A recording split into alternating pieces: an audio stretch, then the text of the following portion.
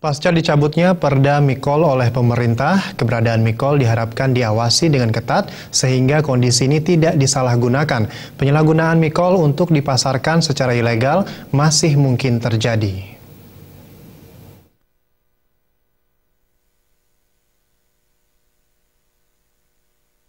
Pasca pencabutan Perda Mikol, pemerintah diharapkan segera menindaklanjuti dengan pembentukan peraturan yang salah satunya mengatur dan mengawasi peredaran Mikol baik untuk industri pariwisata maupun sektor lainnya. Hal ini dimaksudkan untuk tetap memberikan payung hukum terhadap peredaran Mikol yang legal, serta tidak terjadi penyalahgunaan seperti kasus Mikol oplosan yang sempat juga memakan korban di Bali beberapa waktu lalu.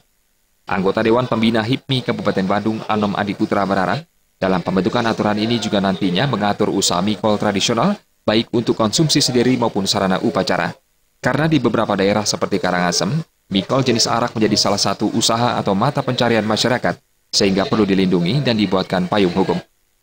Jangan sampai kita memang namanya pemerintah tentu mengejar PAD, baru PAD dari minuman import akan memberi kontribusi yang besar, bukan berarti produksi lokal tradisional, tapi justru ini disinergikan. Apalagi seperti kita ketahui bersama bahwa di Bali kita kan ritual kita juga sangat membutuhkan itu.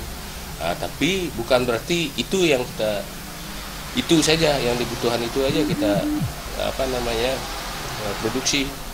Tapi kita harus membuat suatu sebenarnya minuman yang mempunyai trademark Bali. Anom Adiputra berharap dengan dicabutnya Perda Mikol ini tidak menjadi lahan bisnis baru ataupun pungutan liar oleh oknum tertentu dengan menyampingkan dampak dari peredaran miras di masyarakat yang sangat merugikan. Terima